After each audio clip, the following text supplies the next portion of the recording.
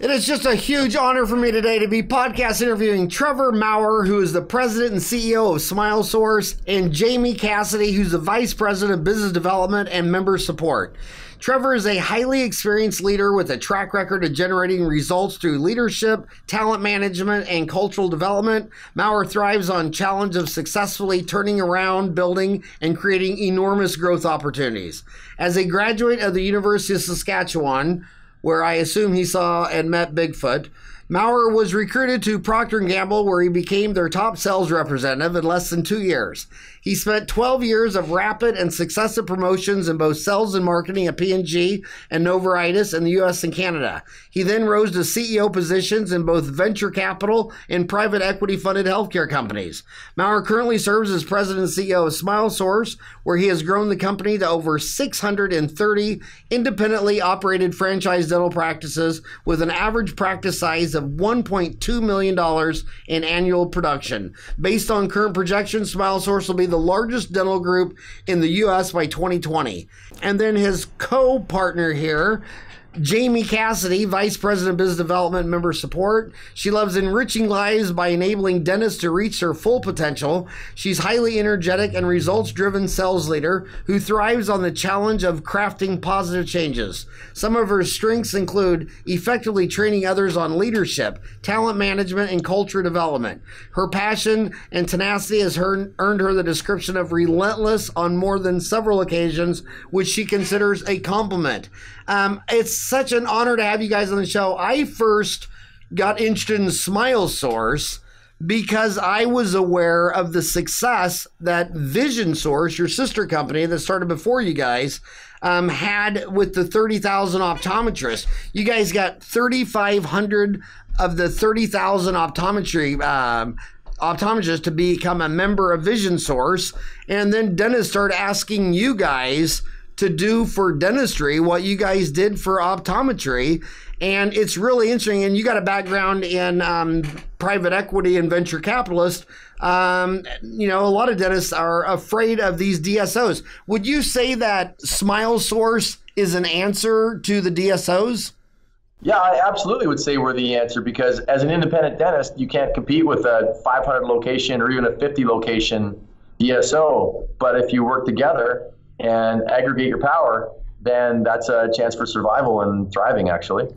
So what would you do for an independent dentist that a DSO would do for him if he or she sold to Heartland or Pacific or Aspen or whatever? What are you doing for your individual member dentist? Sure. So I'll capture that in we do four things. But the biggest difference above all else is we can't force you to do anything, because at the end of the day, you retain ownership of your practice. You make whatever decision you want. So it's a little bit like the gym membership, right? You pay and then the trainer tells you what to do. If you don't want to pick up the weight, I guess you don't have to, right? But since you're paying the membership, it kind of makes sense to use it. So what we would do, the DSO would do, right? So the first thing is that, and DSOs do this, is we get great pricing. That's the easy thing that everybody understands. In fact, sometimes we're confused as a buying group. I know Jamie in the sales process with her sales team, that's one of the things that they run into is SmileSource is a buying group. Well, that's not true. But one of the four things we do is we have an amazing formulary of heavily discounted, world-renowned products that we buy as a group. So we're going to save you a lot of money. You can't save your way to prosperity. And if SmileSource could get you free lab and free supplies, that still doesn't help you run a better long-term, more successful practice, right? So we want to help you make more money and enjoy what you do more. Because if you enjoy what you do and you make money at it, you're probably going to do it for a long time. So number one, the formula, you save a lot of money. The other three things that we do that a DSO would do are all focused on revenue generation and your own employment satisfaction. So one is marketing.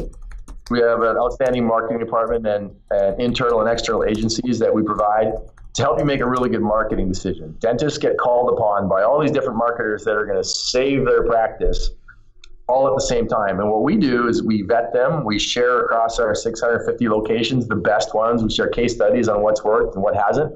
And then we're able to make really, really good choices and really be the marketing strategist behind our offices. You can spend the money with the marketer you select. We help you pick the right marketing strategy and, have you suggestions. So that's the second piece. First was the GPO the formulary. Second is the marketing. The third thing that we do is we do provide great education, right? And we're supportive of the professional education houses. There's lots. There's Spear, Pankey, LVI, AACD, AGD. We're very supportive of those. But what we do internally at Smile, at national meetings, state meetings, local meetings, and online, is really drive our offices to, I guess, be stronger producers in certain areas. We want to get into sleep dentistry, implants. Our implant rate is 3 times the national average. Our technology rate depends how you measure it, 2 to 4 times the national average for things from chairside milling to, intraoral scanning. So we really help you get down those paths. It could even be just case acceptance. So we help you achieve your goals that help you grow your practice through education, which is a big change from the days in Vision Source when education was left to the state and national associations when we were there, Jamie. Right. It really is important for our organization to provide it. And we realized that when we bought a company called ACE, the old Generation Next, and then the Academy of Comprehensive Aesthetics. So we came together in 2014, and they really became the education inside of SmileSource, which has been fantastic. Those are the 3 things. The fourth and final is really bringing it all together in call it a peer advisory format. So regularly in the local cities, at least quarterly and sometimes monthly, our groups meet. They share best practices. They do issue resolution. I need to make a decision. Help me make a better decision. They hold each other accountable. At the next meeting, you'll come and you'll talk about literally the case study that you presented. Should I hire an associate? Should I terminate an employee? Should I take this new insurance? And really getting good advice from your peers that you trust. So that is, business guidance. So like a DSO, you get a formulary, you get marketing support, you get education, and you get business and practice management guidance to run your business. Except at the end of the day, what's different about us is you own the profit and loss statement. You own the profit, you own the risk, you're the business manager, and we just help you be more successful, which we've proven. Our practices are $1.2 million. Our practices always outpace the market growth by at least 5% year over year. That's not all based on savings. That's based upon growing the practice, which is, really the message that I want to share with you today. Jamie has lots of examples of how our docs, they love what they do and they make great money. All right. Well, this is Dentistry Uncensored, so let's get right to the bottom line. What does this cost? So because it's a franchise, I am not allowed to say the percentage of production. It is a percent of production, but what I can tell you is the average practice is going to pay around $1,000 a month to be a member of SmileSource. That's easily offset by 2 or 3 times per month on savings. But what do you find in the field? Yeah, about that. And our savings are actually guaranteed to pay your fees. So it's basically $1,000 a month. So, okay, what you were saying is that in healthcare, you can't have a franchise. So you can just, I can't broadcast on a podcast what our fee is because that would be viewed as solicitation. You just can't do it. That's against franchise laws. Huh. Okay. Well, I always considered laws just to be a suggestion. I never took them serious as an actual rule. I told my 4 boys the only absolutely rule written in stone is you will talk to your father before you talk to the police. And it's been a very good piece of advice. So it comes out to be about $1,000 a month, and you basically guarantee that you're going to get savings. So let's start with the money saving. And I love the fact that SmileSource, you're saying the difference between that and a DSO is a DSO is they buy into you, so they own you. You are their employee. You do what they say. Whereas you, SmileSource, is something you can join and then I assume quit whenever you want. What's the back out of the contract if someone signs up and then decides 6 months later they don't want to do it? So we actually, it's a 5-year agreement. There's a 12-month out. So when a new member joins, they've got 12 months to fully experience being a member of Smile. And at that point, if they choose to leave, they can. Most don't. And getting back to the savings for a second, we give our members extraordinary tools and resources. And as Trevor mentioned, we can't tell them what to do, but we have incredible vendor partners who work with our members and offer them, some great pricing. So I can share this, right? So we have a new member offer. So when you join Smile, you get from our labs and our dealers and our manufacturers, you get $28,000 in free product. You get a 1-year money-back guarantee, and your first-year fees on average are $12,000. It financially is the biggest no-brainer in the business. Absolutely. I love it. Go ahead. Not everybody can join. Right. Because because you have a franchise geographical protection? Yes. And there's a little bit deeper. Yeah. So it's actually, we are an invitation only group. And the reason that that's so important to us is because of the live meetings that our groups hold every quarter, as Trevor said earlier, or some even do once a month. Because the collaboration that happens at these meetings and the peer sharing is so sacred to our members, we always want to make sure that a new member coming in is the right fit for that group. So we vet our new members. So it's a referral only network because you want them to have chemistry. It's kind of like HR. A lot of employees don't work out, and it has nothing to do with them. They just, I mean, maybe you're a 70s rock girl and like yoga, and you work in a dental office where everybody likes country music. I mean, really, HR is the most important thing in any business, any sports franchise, anything. And so much of it is not right or wrong. It's just chemistry. They just don't have chemistry. I want to tell you that I called you to be on the show. You didn't call me. This isn't an advertisement, anything like that. But I got interested in SmileSource in the very beginning is because, you know, they got 1 in 5 optometrists, and you guys got 630 dental offices with 1,000 dentists. It's hard to get 1,000 dentists to agree on anything. Case in point, I'm getting some people that are upset that I posted this deal on Dentaltown. And I posted it because it's all over social media. It's basically that story that went viral on social media over the weekend where this guy in Australia, Mark, was told that he needed 6 fillings for $1,200. And so he got a second opinion, and the second guy said he didn't need anything. And Dennis asked me, why do you print this negative stuff? And I said, well, I do it because your patients are reading it. You don't want to hear about this the first time they walk in your office and ask about it. And you don't live in a bubble. You live in a real world. And this has been going on the entire 31 years I've been a dentist. Because when I got out of school, the Reader's Digest, their most investigative journalist who won the George Polk Award, William Eckbarger, wrote a cover letter on how dentists rip us off. And how he did that journalism is he took his x-rays and his study models to 30 different dentists and got 30 different treatment plans. And then a lot of people don't realize that the NIH looked at this and said, is this serious? So they went and got study models and a FMX, and they went to 100 dentists, and they got 99 different treatment plans because 2 dentists said they needed nothing. And then treatment plan 3 through 100, every one of them was different. So yeah, you need chemistry because some groups, you show them a set of study models and they go right to occlusal disease.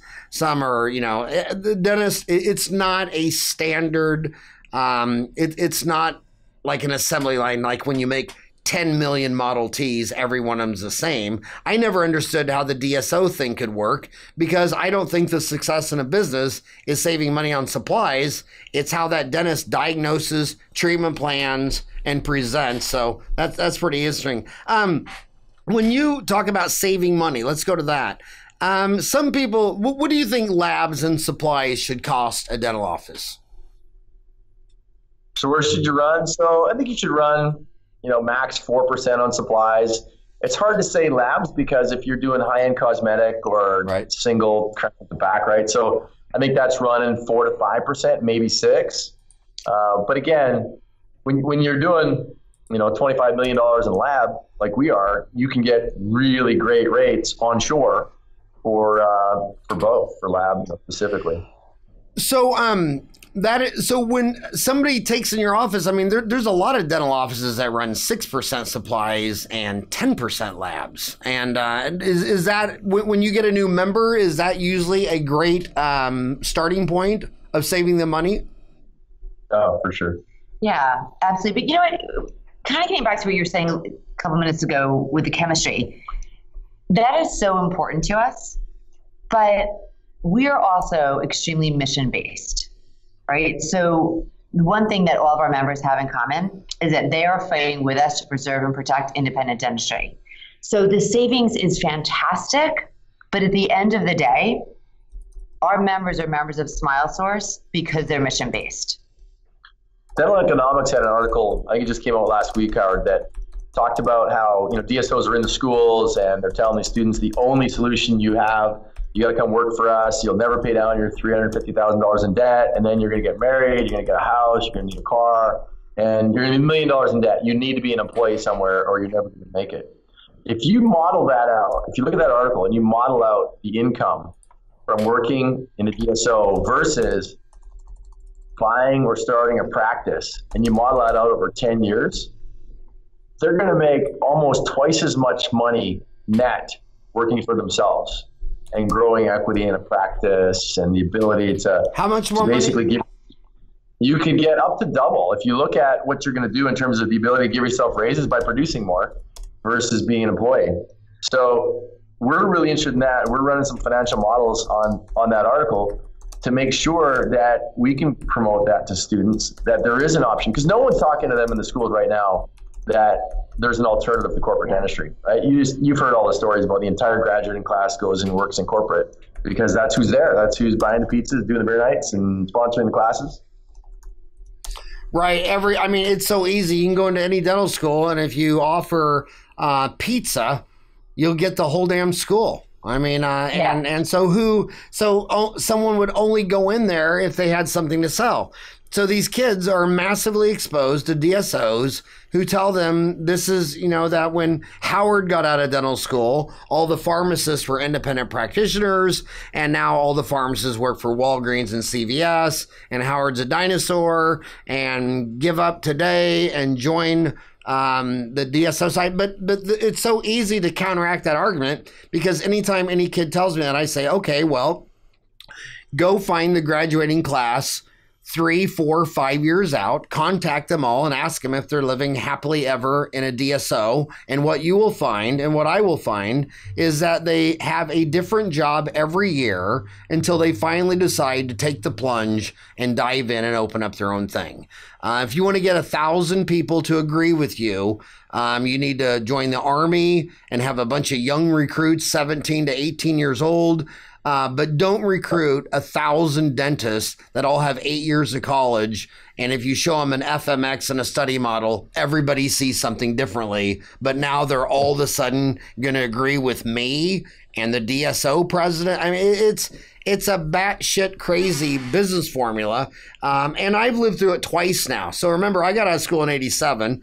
And remember Sears Dental, I think, was around then? Oh my God. Orthodontic Centers of America was the only one that made it publicly traded on the New York Stock Exchange. Lazarus, who was out of New Orleans, now he's retired in Florida. He had $1 billion valuation on the New York Stock Exchange. There was a dozen on NASDAQ, and every single one of them imploded.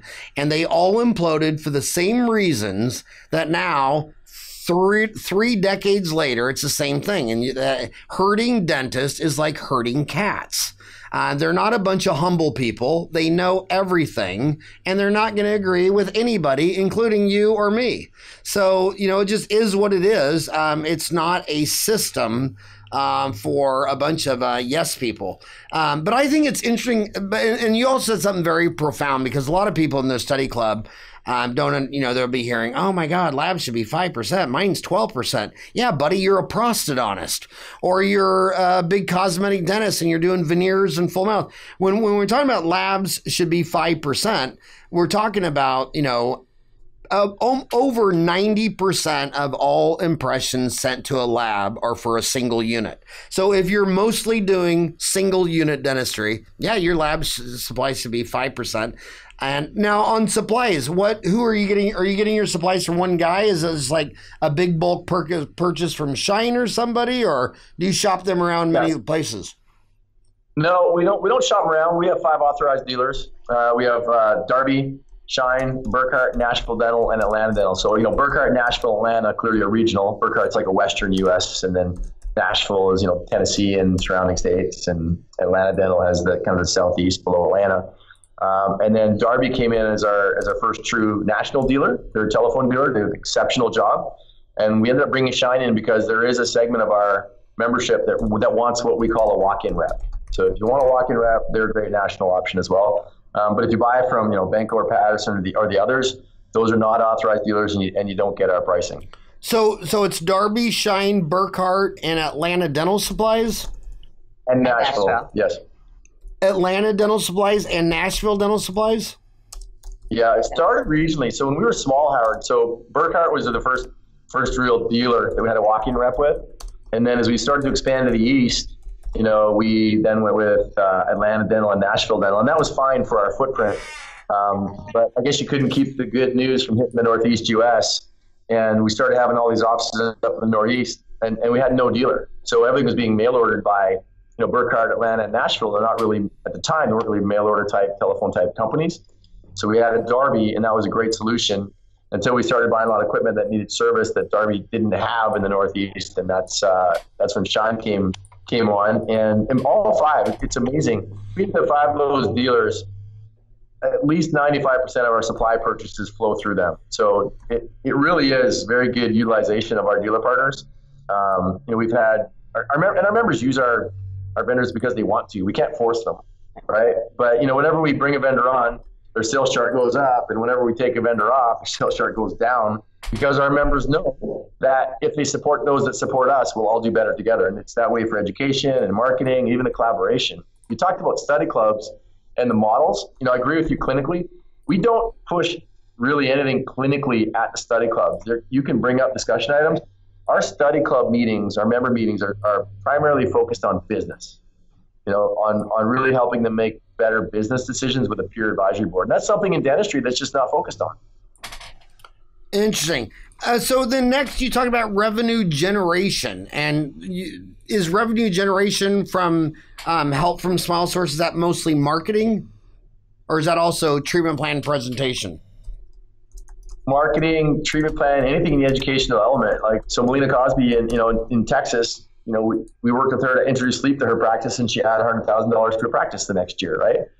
Our members really get into implants at a rate faster than the marketplace, right? So we've got members that are driving revenue through implants. So ways that they can drive revenue even beyond good case presentation and communication skills or leadership skills, we help with those. But we're going to help you through education to really deliver, specialties in your practice, or just even be better at what you should refer and what you should keep. And then Jamie, maybe you can talk about revenue from the local member meetings, how that helps. Absolutely. So there's a lot of best practice sharing that goes on, and a lot of collaboration, helping each other to get better during the local member meetings. Through that sharing, there's tons of revenue generating conversations that occur with the local. About a month ago, I was in Detroit, and there's a revenue leakage story I'd like to share. Yeah. One of the members told a story about, how he's got some problems with, his calendar and scheduling, and something funny's going on. This boy's with him a long time. And the other members of the room were like, you don't have a calendar issue. You have a theft issue. You're being embezzled from, right? And so they convinced him to at least look at it. So he wasn't convinced. He was a little bit upset, actually. He went back the next day, he talked to his wife, the whole thing. She agreed with the members, which is great. And he confronted the employee, and the employee literally walked out and quit on the spot. And he found he'd been getting ripped off for 20 years. And that he would have never found it if his peers didn't say, buddy, pick your head up, right? So when you run a practice, you typically don't go to your team and say, hey, what do you guys think the problem is? If you go to a state or a national meeting, when I first got into dentistry, I couldn't believe that everybody was growing their practice by at least 75% a year, Howard. People were killing it. Everybody's driving Porsches and Land Rovers, and the practice is exploding so well. And then the dealer rep pulls you over and said, that guy you're talking to, be careful, he doesn't pay his bills, right? So that's not everybody, but I think people were expanding more than what's really happening. Yeah. And then when you get a small peer group that you trust, we have our guys say, hey, you know what? I'm worried about making payroll. I got real problems. Yeah, so the great thing is when we're working through some of this issue resolution process, that you're sitting across the table for somebody who may be going through this at the same time as you are, or they've gone through it in the past. You're certainly not alone. in uncovering employee theft or whatever the issue is. Yeah, that is, well, whenever I talk to a dental office consultant, they say when they go into a dental office, about 50% of the time they're being embezzled from, right at about half. That's insane. So, or would you guys also consider yourself a replacement for dental consultants? I mean, if someone's thinking, I need to bring in a dental consultant, is SmileSource, or do you recommend dental consultants? I would emphatically say we are not a substitute for a consultant, and here's why. A good dental consultant creates a plan individually for you for management of your practice, and then they hold you accountable to that on a schedule, right?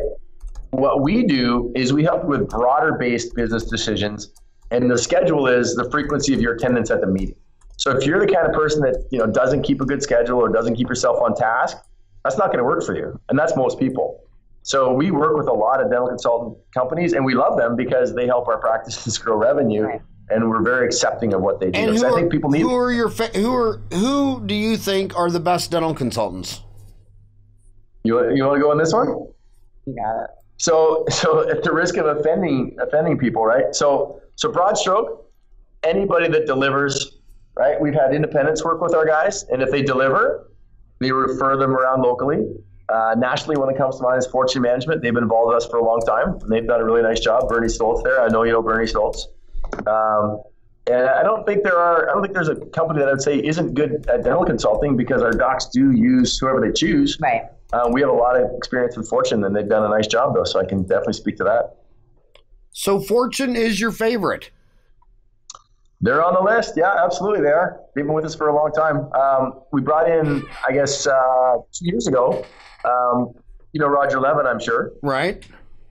So Roger's done a lot of good work with us recently, and he's, I know, made a lot of inroads into our practices. So I'd probably have to put those two side by side in terms of their impact on our practices. So back to revenue generation, would you say a lot of that is your marketing department and helping them with a marketing strategy? I can't put a percent on which is more impactful. It just depends, again, on like the Melina Cosby sleep initiative or implants or marketing. Yeah, and it's really specific to the needs of that individual practice. So there are some that have just purely grown from marketing, and some that say, I don't want to do any of that marketing stuff. I just want to add implants to my practice, or I just want to do better case presentation. And some of them just want to buy better, which is a bit disappointing. They miss a big opportunity. You said one of my favorite quotes. You can't save your way to prosperity. That is just so. That is just something people don't realize. I mean, God, when you got out of school, you've already put 8 years of your life and $400,000 of student loans, and you're not even calculating in the missed earnings you would have had if you would have worked 40, 50, 60 hours a week all during those college years. Doing whatever, construction, what have you. You can't save your way to success. Hmm. You want to expand on that? So I think a couple things. I think that's why, as I told you earlier, our average practice is $1.2 million, but we also grow at 5% a year faster than the market. So, when the market's flat, we're growing at 5, the market's at 1, we're growing at 6. And so there's some magic behind that. The saving your way to prosperity, I think it really manifests in a couple ways. First way is, like I said earlier, if we give you free lab and free supplies, you're not going to run a better business. Right? If you're wasteful with money, you're going to be wasteful with more money.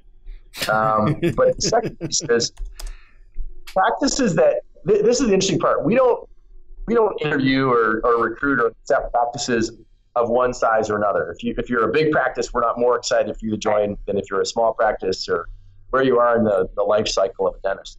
But for some reason, larger practices are more attracted to us. We talk to more of them, and they join at a higher rate. I think it's because they get it. They know that they have to invest to grow. Versus the small practices are terrified of spending any money at all. Well, it's so funny because exactly. I mean, the ADA will tell you what does the ADA say now? The average dentist is doing $675,000 a year and taking home 187. take it home. And then you talk to any dental consultant. You say to a dental consultant, I've had a lot of them on my show, and they'll say, what does the average dental practice in America do? And they go, oh, $1.5 million. No, not at all. Just you think that because that's the people you deal with.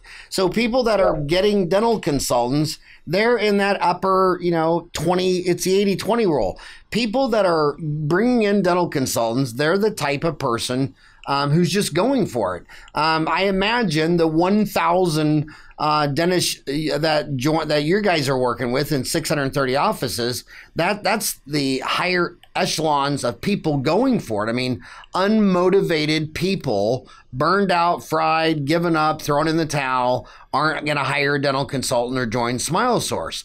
So the thing about dental consulting, and I try to make that one of my missions on this podcast, is that everybody who gets a dental consultant is usually already above the average going where. I mean, they're already in the top of their class. And I've been trying to get. What's that? We forgot Gary Takas. He does a tremendous amount of work with us. He speaks at our meetings, works with our offices. So thank you for reminding and staying on this dental consultant path, because he's done a great job. And I was thinking of him because I was thinking of you when you spoke to our meeting. It might have been like 4 or 5 years ago. So you've seen the kind of dentists we have. Right. So what was your takeaway? Who did you see at our meeting? What was your opinion? Well, I'll tell you the difference between a dentist and an associate. When you got their lecturing, every dental consultant will tell you they know who owns their own practice because they're all listening and taking notes. And they know who all the associates are because they're on Snapchat and Facebook and Instagram during the whole lecture. So, if you wake up in the morning and you blame everything on your mom and dad and your country and, everybody did you wrong except for you. And the people that have the mindset that, my God, this is America, it's Canada, it's Australia, New Zealand. I mean, it's your game to lose, and you just got to start hustling and going for it. And I've also seen the most linear correlation with economic success and net income with hours of CE a year. You show me any dentist who took 100 hours of continuing education a year for 1, 2, or 3 decades. They're rich, they're happy, they were able to pay all their ex-wives off in cash. They're just they're doing really, really well. So a lot of it just comes down to, you got to hustle. I mean, I wrote an article in Dental Town magazine a few months ago. It's all about the hustle. I mean, everybody I know with $1 million practice would take an emergency through lunch. They'd stay at the end of the day. They would, a lot of times they leave their practice and drive straight to the airport to go take a course. I mean, they're just always going for it. And in dentistry, in any of the 20 richest developed countries on earth, if you're a dentist, and even in the underdeveloped countries that I've lectured to, even in like Tanzania or Ethiopia or Somalia, countries I've been to, the dentists that are hustling are still in the top 5% of Tanzania. So they might not have the money a dentist does in Australia, but they have more money than 95% of all the people living in Tanzania. Just amazing. And as far as the marketing department, marketing strategy, you need what's so hard for somebody to figure out is you need a lot of new patients a month if you're only diagnosing radiographic decay and broken teeth needing a crown. I know so many dentists who, if you gave them more than 15 new patients a month, they wouldn't have time to treat them. And I was talking to a dentist the other day. He gets 100 new patients a month, and he thinks he needs more new patients. And I'm like, dude, where is he losing them? He's losing patients. Yeah. He gets 100 new patients a month, and he has 1 full-time hygienist. No way. Yeah, and he thinks he needs more new patients. So it's a very complex deal. So you got a marketing department, marketing strategy. Do you do PPO negotiation? That's one of the things that I think DSOs have such a major advantage. Like Heartland, if they buy your office before the sun goes down, they can renegotiate up your fee schedules on insurance. Are you a believer in that? Well, so next year, if you look at the projections, next year DSO practices will receive over 6% fee increase from PPOs, and private practice will receive about a 1.5% decline. Right? This is the decline over the decline over the decline for all the years. So what we've done in 6 of our states with varying success, right? It depends who you ask and what plan they were on, is we've formed an IPA, an Independent Practitioner Association, and then using the messenger model to keep it legal because we don't own the practice, we have been able to receive some higher rates. Now, where we, even as a large group, are not going to do as well as the DSO, is DSO can make the determination that, hey, all of our locations are going to take this fee schedule. I can't do that. I can't force our docs to take a fee schedule, so our negotiations are not as good as an owned DSO, but they're far, far way better than an individual practice. So we do it, yes, we're somewhere in the middle. It's not the salvation. Don't join Smile just because you want to get higher fees. That's just like getting free lab and free supplies. It doesn't change the problem. If we're going to use marketing to change the problem, one thing that's really cool is, our marketing at SmileSource has the exclusive with a company called eSight, and we do the geospatial analysis. So what does that mean? It means we know through GPS, TomTom, and cell phone data where patients drive by your practice. We also know with data what they spend on dentistry based on their neighborhoods. So we have the exclusivity in dentistry. That same company. What's the name of the company? eSight. Spell it. And they work with Harley Davidson, ESITE. ESITE. Yes, sir. And that's a demographic company? Yes. And also a drive data. Drive company? Incredible. Yeah, so they know, they track they buy the data from where you use your GPS on your phone or in your car. Because let's say you're across the street from this big neighborhood that you want to market to. If they don't drive past your practice because that's a bad left turn, you just wasted $5,000, right? It might be close, but where do they drive? Can they make the turn? Do they cross the freeway? Do they cross the river on the bridge? Right. So we've made some really good decisions for our offices, wasting money in areas where those patients just aren't going to come to your practice. You're just not convenient. Wow. So you have an exclusive with eSight Analytics to help dentists. Yeah. Yes. And what site selection, marketing selection? Site selection, marketing selection. That is amazing. It's when people tell me, that they're going to buy an office, and it's so amazing when these brokers that they post them on Dental Town all the time. They say, "Here's this practice for sale. Here's the report," or they send it to me, or whatever. They say, "What do you think about it?" And I always think of two things. Number one, it never comes with any demographics. So I don't know, is this neighborhood going down? Is it brand new? I mean, from the time you build a brand new house in the suburbs to the time you tear it down because now it's a crack house and nobody lives there is about a century. It's about a century cycle. And I first want to know, where are we on that cycle? I also know that the DSOs, they won't set up a location unless it's, $60,000 to $70,000 a year median household income. So now this dentist telling me he wants to buy a practice for $750,000. He has no demographic information on it. And then the second thing that analysis does, it doesn't tell me anything about the staff. I mean, is every one of those employees only been there a year because of the employee turnover? Or am I going to buy a bunch of people who have been there 5, 6, 7 years, which is really awesome? And then red flags. If everybody's been there 20, 30 years, then I know they're going to be paying, instead of 20% labor, they're going to be having 32% labor because they gave Sally a raise every time the earth went around the sun because, all raises are based on astrology. They have nothing to do with production, net income, return on assets. So that's really neat that you're helping them out with demographic information to aid in their marketing and their site selection.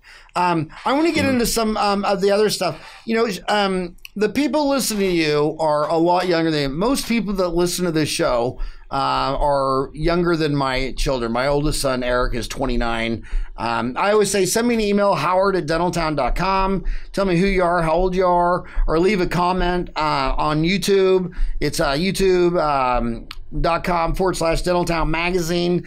But 25% of my listeners are still in dental school. The other 75% are they're all millennials, and they're coming out of school, and you offer help and continuing education. They want to take it all, but they got $400,000 student loans. Where do you see continuing education as the best return on investment? If you were walking in dental school, they've never placed an implant, they've never done Invisalign, they basically, extracted 15 teeth, did 5 canals of endo, and did 75 fillings. Where would you point them in continuing education for a return on investment? If they had to, like a stair step, they can only do one at a time. They can't come out and take every course. You want to jump on this? You want to jump on this dynamite between all of our vendors and our friends?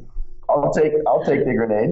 Go ahead. So not a dentist. I'm just talking about how you can get a great return in your practice quickly.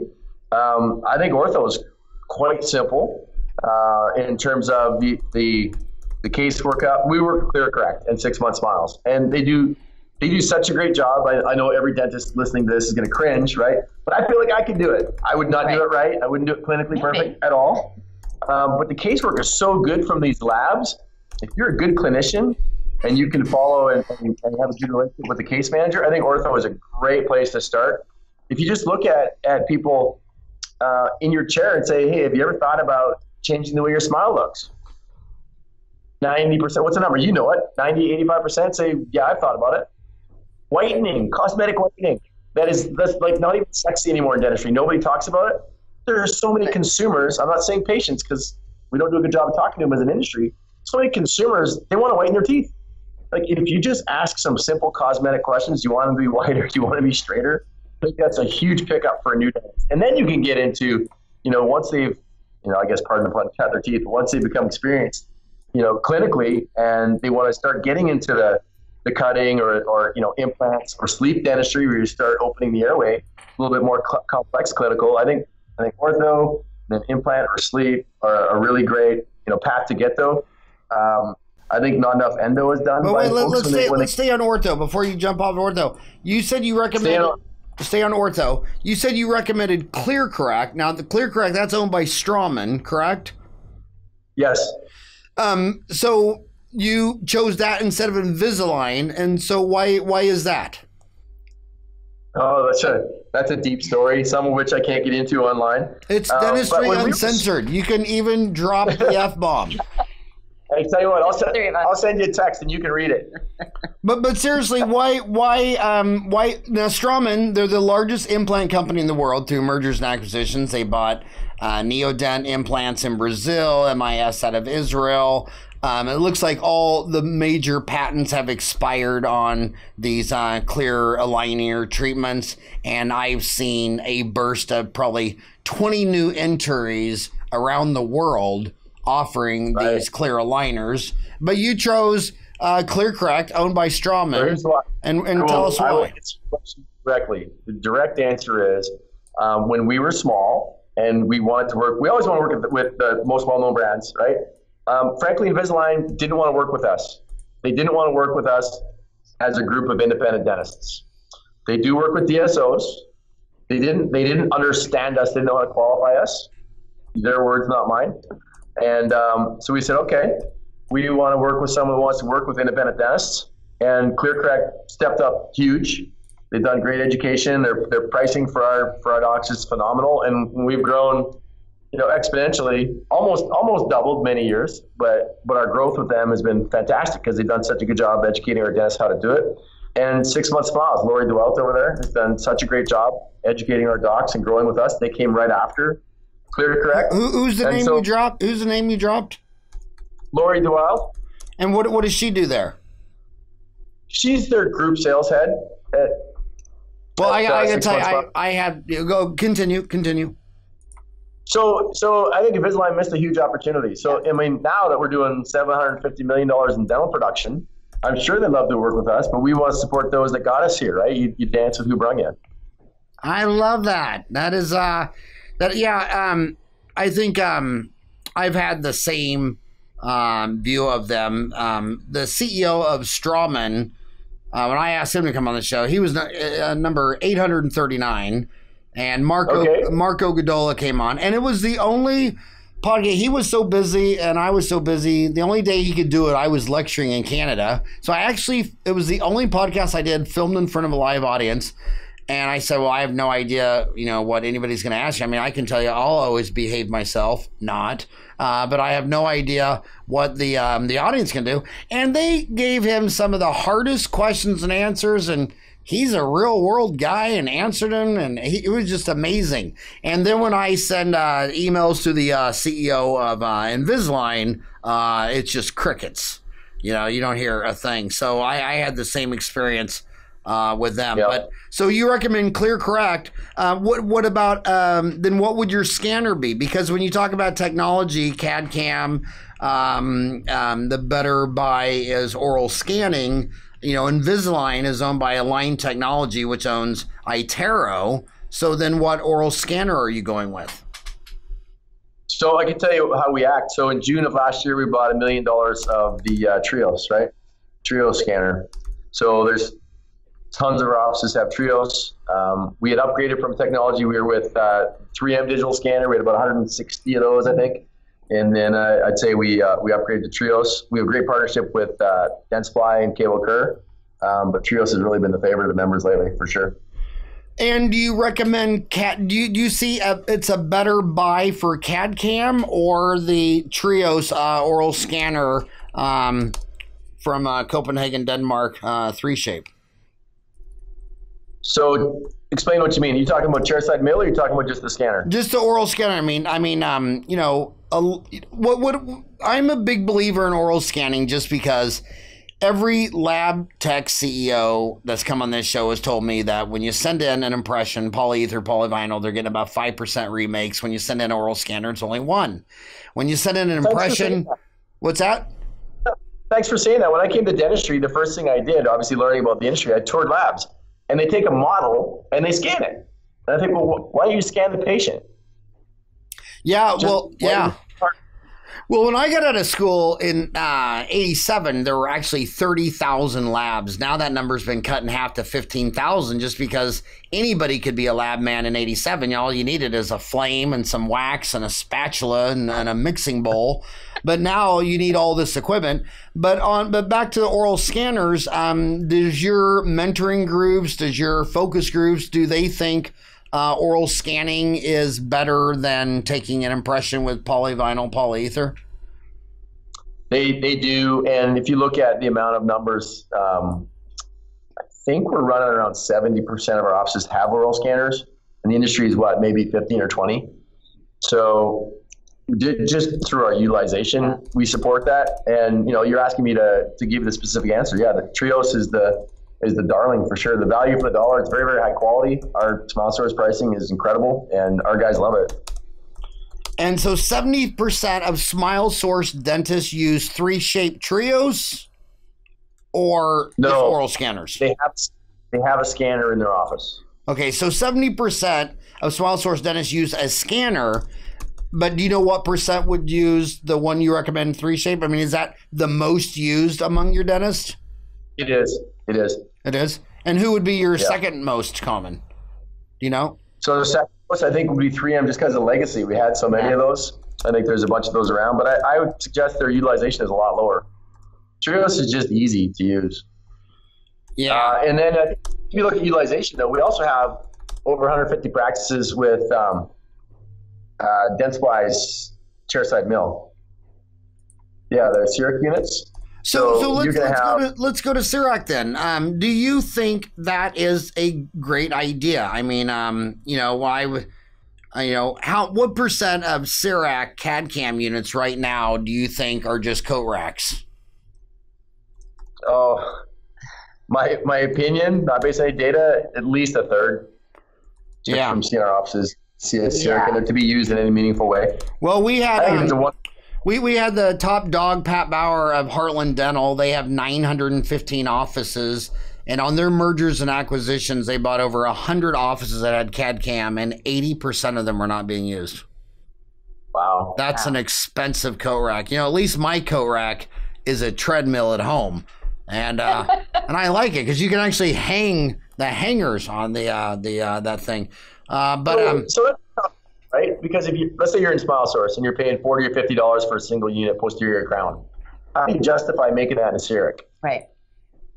From a marketing perspective, dentistry, it makes perfect sense. I get it. I get Sarah. I'm going to call bullshit on that. I mean, I've been a real dentist for 31 years, and I still have a real dental office in Phoenix, Arizona, where I still work at. And when I tell you you need a crown, there are only two things come in your mouth. Half the country says, how much is it going to cost? The other half of the country says, oh my God, I'm scared. Are you going to give me a shot? No one says, I'm only concerned about getting it on the same day.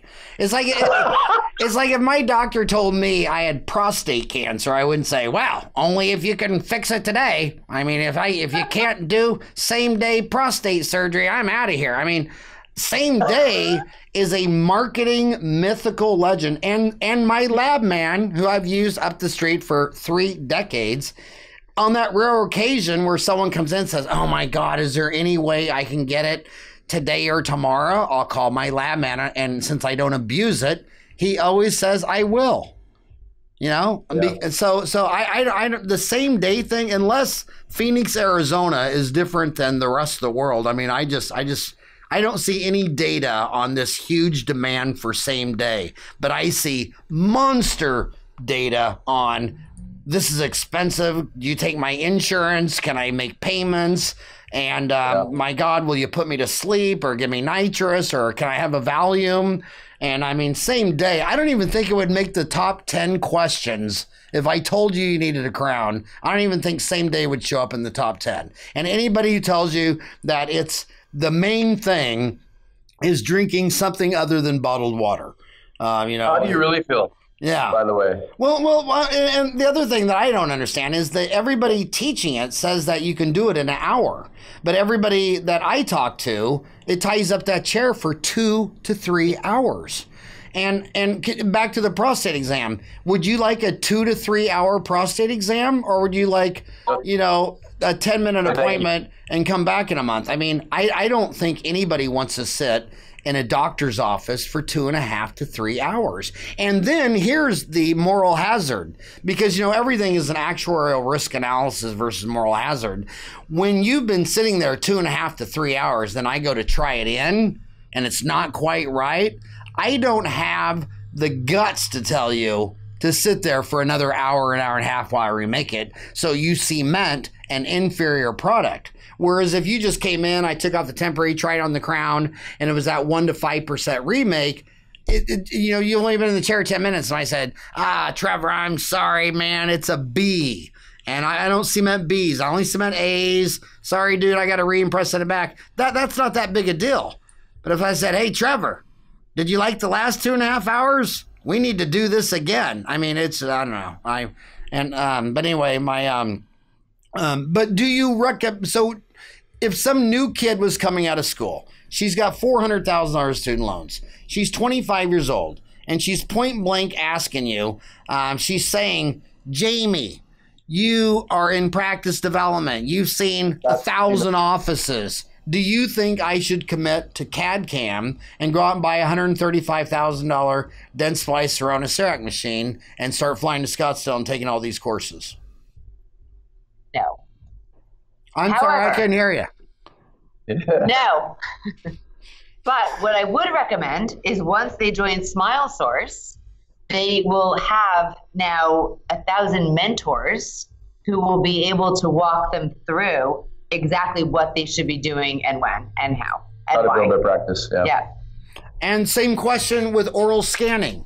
Should you just stick with a $17 Impergum impression, or would you recommend these $20,000, $30,000, $40,000 oral scanners? I'll take that one. Yeah. So if you have any patient flow at all, I think you should use oral scanning, because you're going to get a better quality impression, you're going to get less remakes, and it's a better patient experience. Yeah. Yeah. And the difference between one and what I like about it the most, and it's probably different than you guys. You guys look like you're still in your 30s, but at 56, when you scan a tooth, I love scanning just because when I scan that tooth and then I see that impression 40 times larger on the computer, I mean, that's just like, wow. I mean, the fastest way to increase the quality of dentistry is simply seeing more. So when you go from the naked eye to 3.8 loops, you're a better, higher quality dentist. Everybody wet hands. That includes the assistant and the hygienist. You can't be wearing loops and your assistant isn't. I mean, to raise the quality, the fastest, easiest way is everybody with their hands wet in someone's mouth needs loops. And then second is when you go up to oral scanning and you see your preps 40 times larger, you see all the issues. And I don't know a single endodontist that doesn't own a microscope. And they're only looking down the canals at 8x, and they basically say it only happens about once a day. It's just this little final check at the end, and then they look at it 8x and think, oh my God, there's a missing canal, or one of those canals is still filled with sludge. Howard, let me come back to that 25-year-old dentist, right? In terms of what they should do. Now, every situation is a little bit different, but to build on what Jamie said, so if that 25-year-old dentist is on their own, they got their own practice, they really don't have guidance, right? SmileSource's fee is a percent of revenue. So if you don't have any revenue, Howard, what do you think the fee is? There's no, right? There's no fee. Right. If there's no revenue, there's no fee. If you're starting a new dental practice, and we don't focus here, we don't target here, we probably don't do a good job when we talk to them. Yeah. But people that are starting new practices are the number one 5-star recruit for SmileSource because it's literally free. It's a percent of your revenue, right? Your collection. So if you want to know as a new dentist, should I buy the scanner? Should I get the mill? What chairs should I get? Like everything. Why not join a local group of experts and then get access to a national closed group of experts that have all done it and get free advice? And who actually care about your success. It is the biggest no-brainer for new offices in dentistry. It's a no-brainer for existing $1.2, $1.5, $2 million practices, but if you're a new practice and you can buy as well as Heartland can buy, and you can get advice as good as anybody in the country, I love that angle. Forget about which ones you should buy. Get that dentist into a group that tells them like where to start. I want to stay with ortho though. I don't want to get off that yet. You're talking about orthodontics. Go ahead.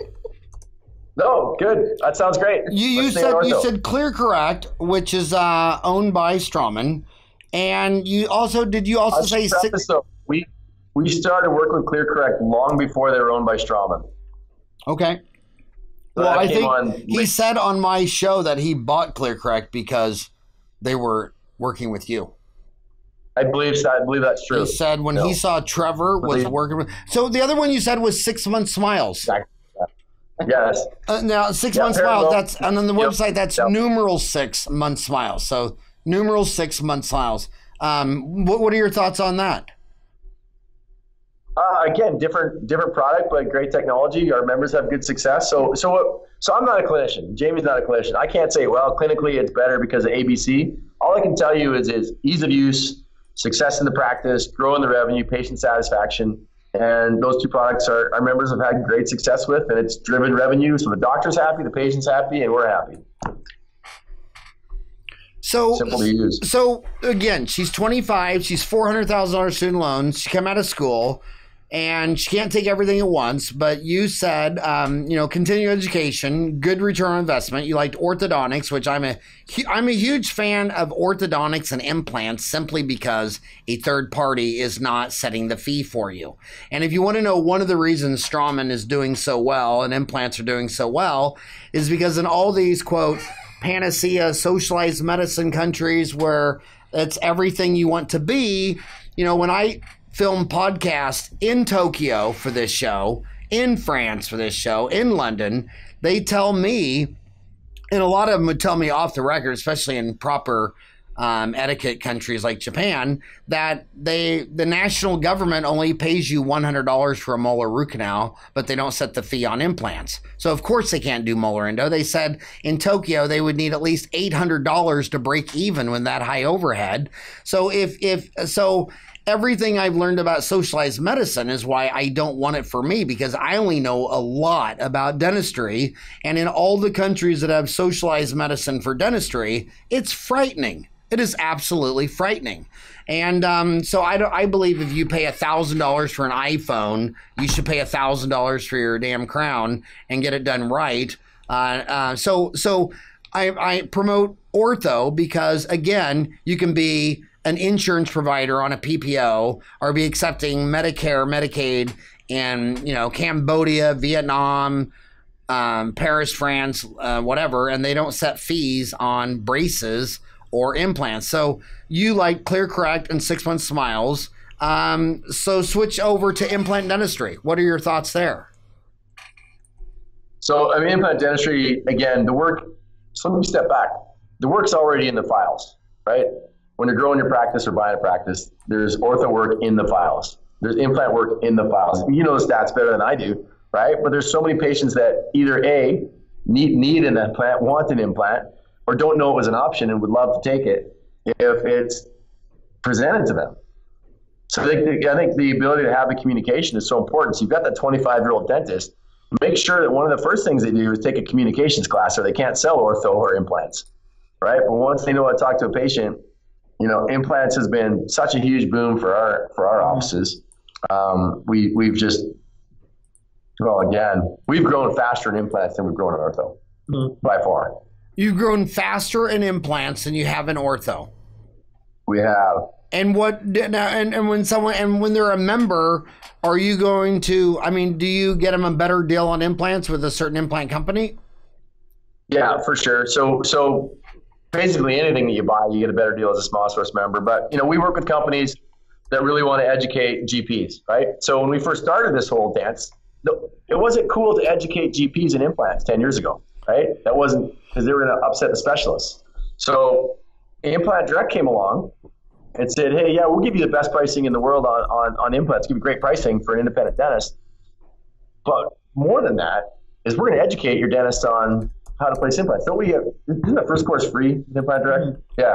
So first course free, second course, big discount. We won't get into too many details. A great partner. But it is so easy, inexpensive, and rewarding to be a Smile Source member working with, Implant Direct. BioHorizons has been with us for a long time. They've got a great lineup. I know they're pushing more education lately. And, Dentsply, the Astra and the Dentsply implant lines, they've really come along. In fact, last year was our biggest growth year in Dentsply implants that we've ever had. It's all behind education. It doesn't matter if you just have an implant line, you cut the fee by 50% for the product. That's not going to do it. How do you place it? And then, these folks, they all take these primary implant courses. They go back to their practice, and then they get a little bit afraid because what if they do it wrong, or what if they don't have cone beam? You can have that discussion if you need it or not. But there's some fear on going to a weekend course and then coming back and doing a bunch of implants. You have to place some implants. So we would try to make it easy for people to get that experience to place implants with maxi courses with our members and really getting experience.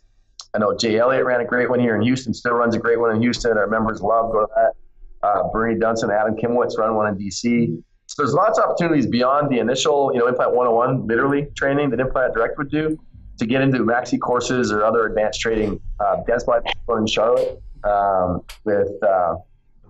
he's in Adam Pollock, out in Virginia. He ran a nice course out there. So it's far beyond negotiating a price. We just make it so easy, Howard, for our folks to get educated on it and to actually place implants. Yeah, and you get all this internal support as well, because all of the guys that Trevor just mentioned. Yeah, there's a lot of cheering. There are members as well. Well, when you wanted the founder of Implant Direct was Dr. Gerald Nisnik, and he was podcast 617, and the founder really of BioHorizons was Carl Misch, and he was heavily involved in the founding of BioHorizons. And those are, in fact, Carl Misch has the most views of anybody I did on YouTube. I think he has 10 or 12,000 views on Dentistry Uncensored with Carl Misch. Just amazing. Go ahead. We can beat that. You can beat that. We'll try. Nisnik, both of those guys were just amazingly genius. And another thing I liked about them is everywhere they disagreed, like Nisnik when he didn't agree with Carl Misch, he would say, well, that sounds like some misinformation to me. But they loved each other, and they were so nice, and they are so amazing. And also, I want to end, I can't believe we went over an hour already. You bought or merged with ACE, Academy of Comprehensive Dentistry. Is that the one founded by Mike Maroon? Mike Maroon, the original email list guy, right? The original what? Email list guy. What's an email list? Yeah. Didn't you tell a story how you guys were, when email was becoming the big communication method, and you started email list dentistry? Yeah, Mike, I credit Mike Maroon of Generation X and Dave Dodell of the Internet Dental Forum, and also, oh my gosh, what's Mike Barr out of Florida.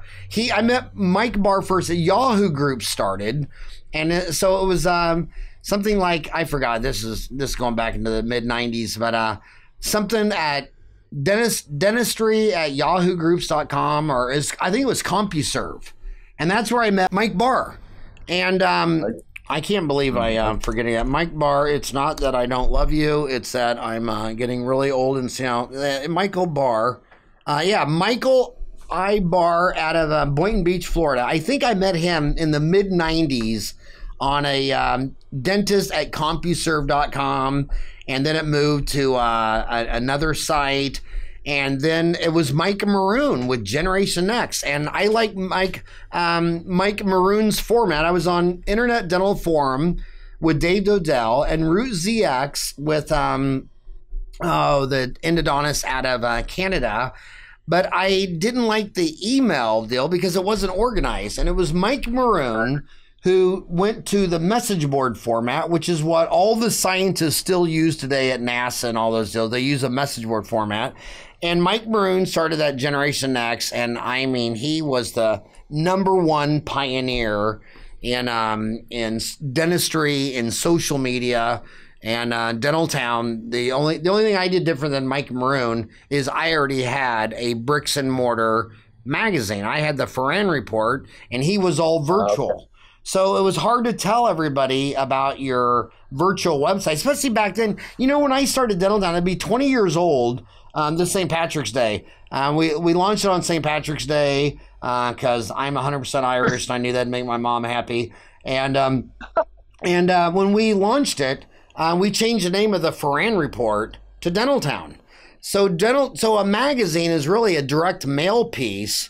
To remind you, Google says they have 1.5 billion index websites, and half of those, 750 million, are active every single month. So when I started mailing my bricks and mortar flyer magazine, Dental Town, it was driving, it's driven 1,000 new dentists a month to Dental Town every month since we started 20 years ago. We're still doing that. I mean, there's over 250,000 dentists on that. And Mike Maroon, love him to death, true pioneer. Awesome. Yeah, Let me tell you something, Mike. So as awesome as he is, and you know that, I mean, he's a member. He runs the local Connecticut market for us. He's an advisor. Actually, he's our director of dental labs at SmileSource.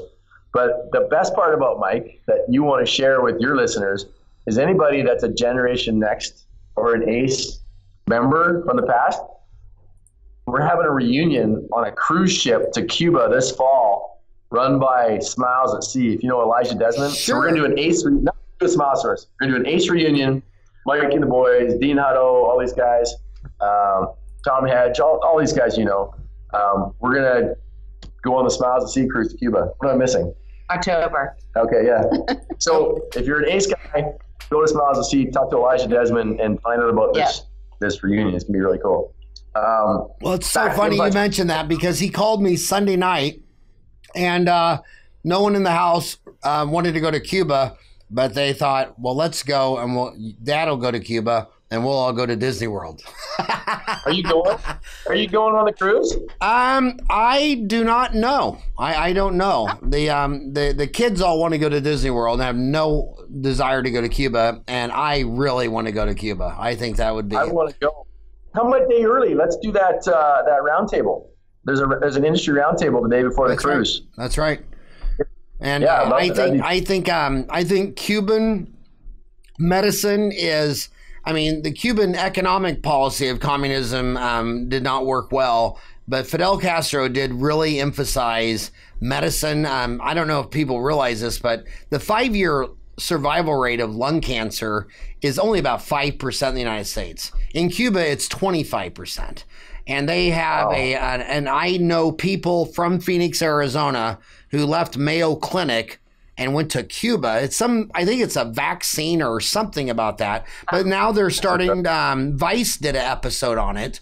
And so now I think it's University of Buffalo is starting to look into this. But I am so curious of what their dental industry looks like. What does Cuba's dental industry look like? They have a big population.